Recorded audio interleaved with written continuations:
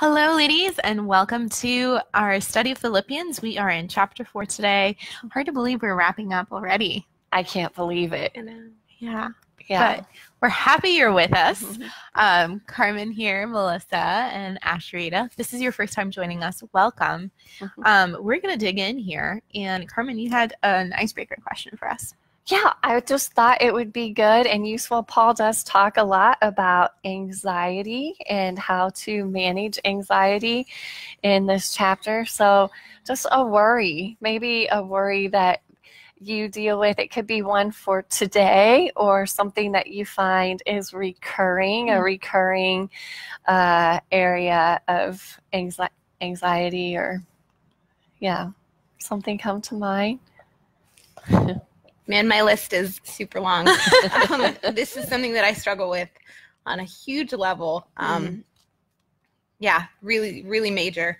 I think my biggest source of anxiety lately has been my job.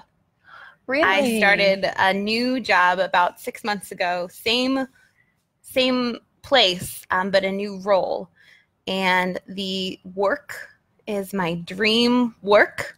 In terms of the types of tasks that I get to do, but the workload is so overwhelming that I feel like there is an elephant sitting on my chest every day. Really? And there's so much that I feel like I'm drowning in so much to do and never enough time. And unfortunately, I also feel that way about the chores at home and the number of laundry baskets filled with dirty clothes and the number of commitments that my kids have outside of school and just the to-do list that never, ever, ever gets any shorter. And I constantly feel this sense of I have so much to do, not enough time to do it, and just crumbling under the weight of like other people's expectations of me and my time and how am I going to get all of it done. I wonder if anybody else can relate. Just give us a hands up emoji here. I think you perfectly described the life of so many women. It's rough, man. Yeah. Being a working mom turns out is not all that easy. I don't think being a working person is all that easy. And I don't think being a mom is all that easy, whether you work or don't. I think some things are just hard things and they are good, but they are hard. Yeah. Yeah, nowhere in Scripture does it say life is going to be easy, does it? It doesn't. In fact, Jesus said Not this life, the anyway. opposite. He's, in John, in this this world, life it you was a will promise. have In this trouble. world, you will have trouble, but take heart, I have overcome the world. So, yeah. Ashrita? I'm just going to take one, but last night Theo, my 9-month-old, was running a fever of 104. Oh, that's high. Yeah. Okay. And Theo, just for background, Theo caught meningitis when he was a week old. So we were in the hospital with him for almost a week. Yeah. So any type of high fever like that always has us a bit more cautious than we were before. And Theo's our third, so it's not our first rodeo, but but that was unique. So have you been to the doctor with him? And no, we called last night. Okay. And they, gave us the typical rigmarole and basically just, is he active or is he lethargic? Is he having a hard time breathing or is he breathing okay? And, a fever of 101 to 104 is typical if it's accompanied with cold symptoms, which he has. So it's just kind of keeping an eye on it. But, whenever kids of any age are sick or husbands, really, like it's hard, right? But when little ones, when little ones are sick, it feels bad. I know.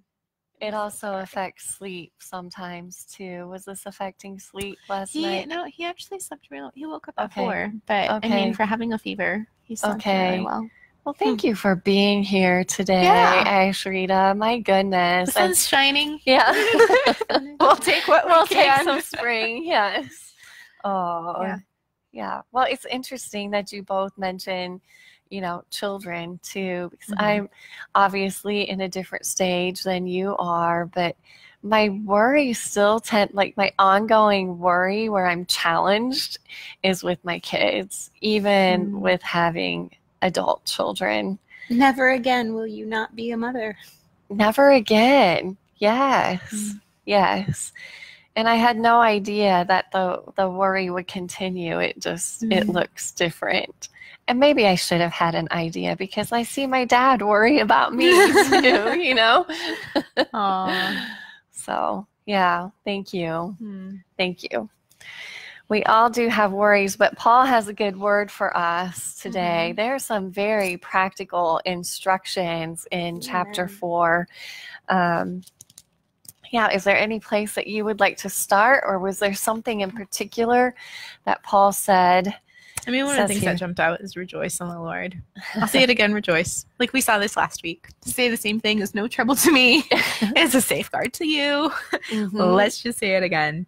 And I see that, you know, with my kids. There's so much repetition to drive a point home. And Paul calls believers, like here he calls them brothers, but he also calls them my children. And it's just a good reminder, like I need to constantly be reminding myself, even of the basic things, like rejoicing.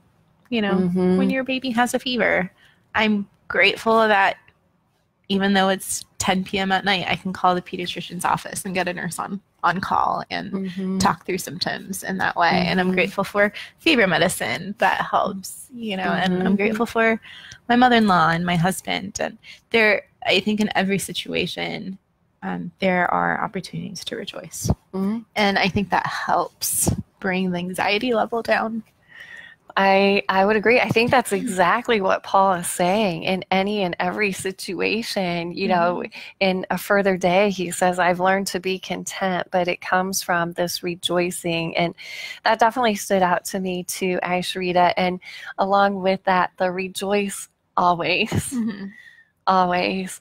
But then I think this time, what stood out on top of that is, what are we rejoicing in? We're rejoicing, he says, in the Lord always. And so I was like, yes, we can always rejoice. Even if it isn't circumstances, right? Even if the circumstances don't feel like anything to be grateful for. He still is. Right? He's still good. He's still worthy. He's still enough. He is. And he's present with us too. And I think, you know, the other thing in putting this in context and just remembering, like I told women this morning, like Paul's not writing this from my office or where I tend to study. I've got a desk by a pretty window and it's a pretty view and it's comfortable. I would say it's posh. I'm not chained to a Roman guard. I'm not in prison, where Paul's waiting to know if he's going to live or die. You know? That's stress on any given day. Someone could come in and say, all right, Paul, your time is up. This is it. What do you think his living conditions were like? I mean, do you think there were social justice warriors on the outside of the prison making sure he got his 3 meals a day and his comfortable cot and his probably there weren't. I mean, probably it was pretty messy. Right. Man. And so still that rejoice. that he can say this with such conviction and so clearly. It's clear that he is living this out. Yeah. What else stood out for this week? I mean, this is such a well-known passage. And just a lot of it just comes in day-to-day life. But I love verse 7. I find myself praying a lot. Because, we, by prayer and petition, with thanksgiving, we make our requests known to God. And as we do that, the peace of God, which transcends all understanding, guards our hearts and our minds in Christ Jesus. And that's something I find myself just praying over and over again, like in a way that does not make human sense. Would your peace guard?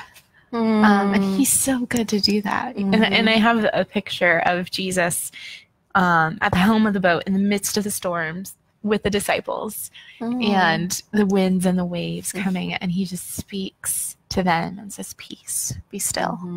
And sometimes I picture him doing that over my brain. You mentioned your brain. I love that Paul says that God's peace is guarding not just your heart, but also your mind.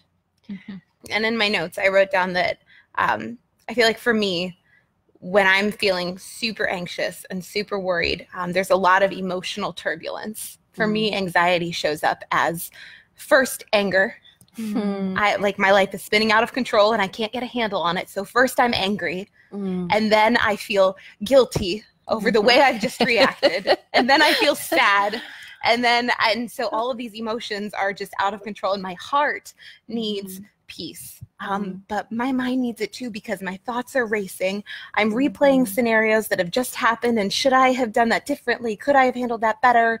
What's going to be the outcome of this? I'm anxious, I'm worrying, I'm imagining all of these horrible, disastrous outcomes that might, I just did a stupid thing at work, and now I'm probably going to get fired, and then we're going to lose our homes because I don't have a job. And so, I need God to calm my brain down and my heart. I need him to take my mind and my heart and put peace over all of it.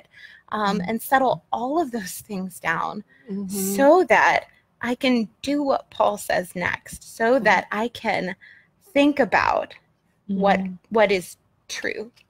Yes. That's the very next sentence. Finally, brothers, whatever is true, think about those things. So in the midst of those anxiety attacks, those panic attacks, those moments of intense worry, I can go back to the truth. Whether it's truth in scripture or just reality, like, okay, your boss isn't going to fire you because you dropped your computer on the floor and cracked the screen. Like, I did that last week. Actually, I dropped it in a glass of water and got water all in the ports, and then cracked. Thank you, IT staff. Melissa. Grace. Ability to fix things. Yeah, I can think about truth when God's peace calms down the racing thoughts and the turbulent emotions. I think I want to talk about thinking on what is true and thinking on those virtuous things, but I do want to just mention this guarding your heart. Paul does use that word, and not that I'm a Greek expert, but in the Greek it's a different word than the typical word that they would have normally used for guard or keep. But it was a word used for Roman garrisons.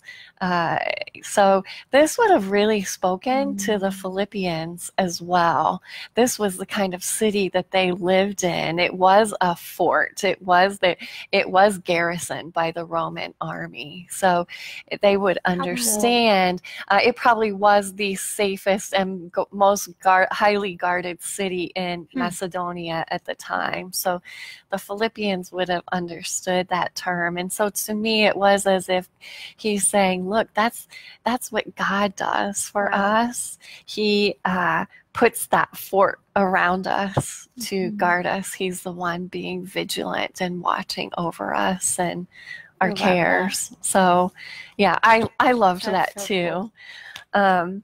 This idea of thinking on things that are true.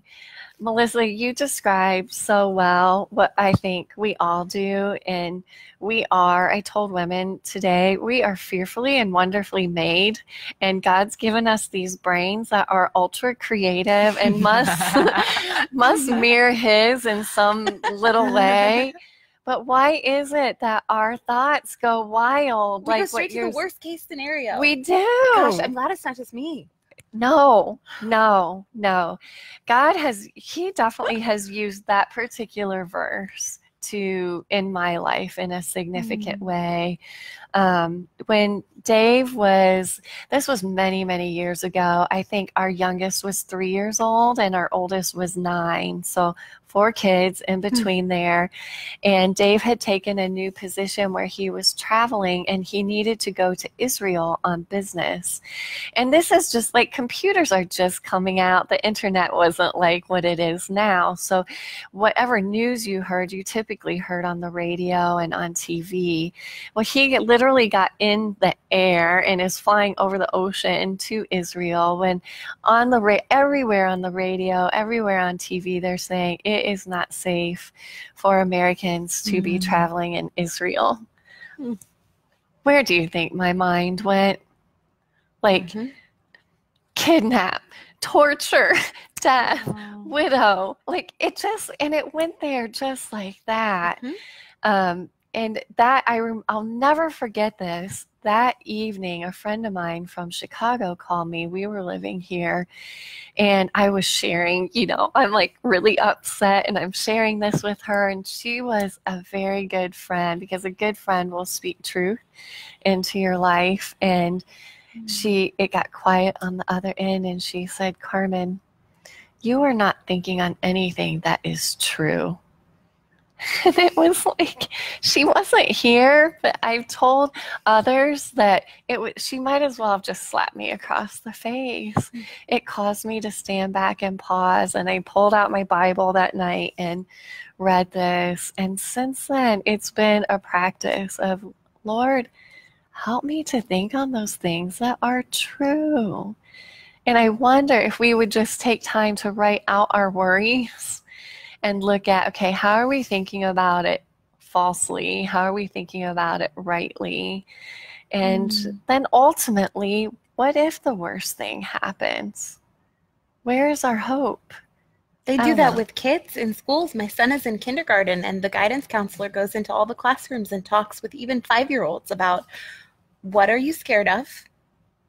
What if that happens? Really? What's the worst thing that could happen if that, okay, I'm scared that I'm going to clip my car down to the red light and my mom will get mad at me. Okay, well, what's the worst thing that could happen? I won't be allowed to play on my iPad today. Okay, well, what will you do instead? I'll play with something else. Is that really something to be afraid of and to worry about all day? No. So don't. That's precious. Yeah, that's such a great and healthy way to break those fears down one step at a time and accept that, okay, this isn't as bad as I think it is. I can handle this. Yeah, I love that, Melissa. It works. Thank you. So I rarely get past that first. I know. You know? Kids can do it, but we can't. Yeah. Can I take this a different direction? Absolutely. Because I think the first time, at least that I recall, really camping out on this passage was probably late junior high, early high school. And gosh, this is embarrassing. I was really into romance novels. Okay. Early on. Okay. And I think that just trained my brain to think about like all these creative ways that I'm going to meet the man of my dreams and how we're going to fall in love and how wonderful it's going to be. And I'm a writer now, but I think I could come up with entire storylines in my brain. I love that. And just sit and look out the window and like 2 hours later.